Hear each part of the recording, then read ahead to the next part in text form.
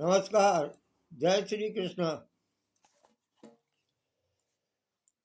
कार्तिक मास महात्मा का 32वां अध्याय।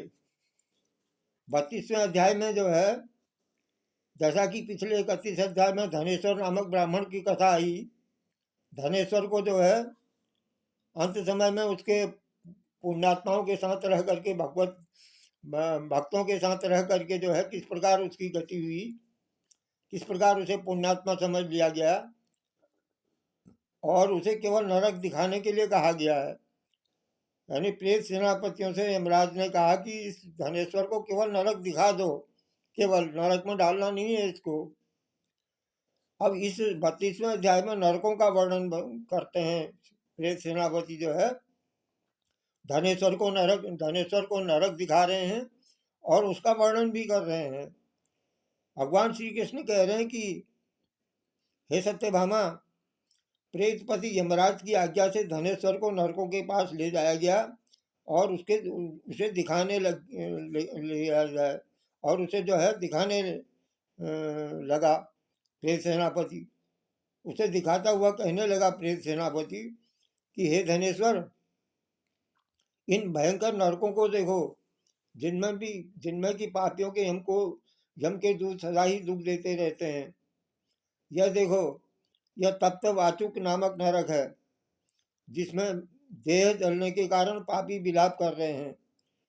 भोजन के समय जो प्राणी भूखों को भोजन नहीं देते, वो बार बार नरक में डाले जाते हैं। यह मनुष्य जो गुरु, अग्नि, ब्राह्मण, गाय, वेद, राजा इनको लात मारते हैं, वह भयंकर नरक में जाते हैं। अतिशय पापों के करने पर उनको उसका फल मिलता है।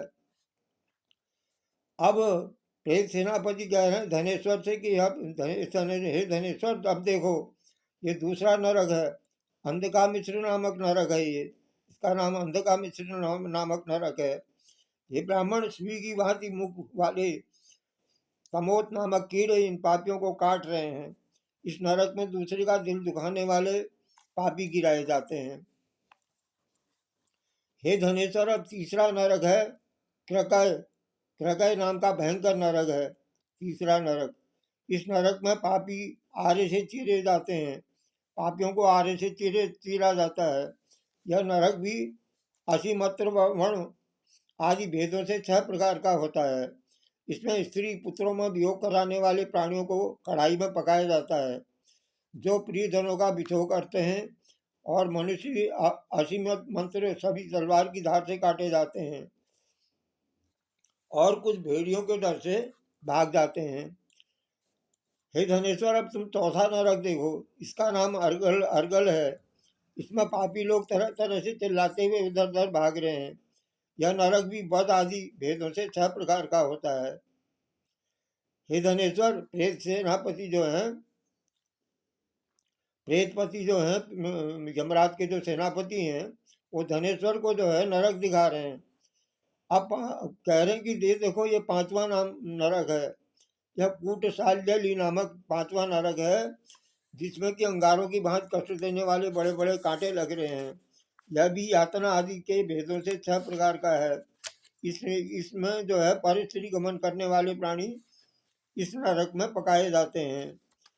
और ये देखो धनेश्वर, उल्वण नाम का 6ठा नरक है। इसमें सिर नीचे करके पापियों को पकाया जाता है। जो लोग भक्षा भक्ति का विचार नहीं करते, दूसरों की निंदा चुगली करते हैं, उनको इस नरक में डाला जाता है।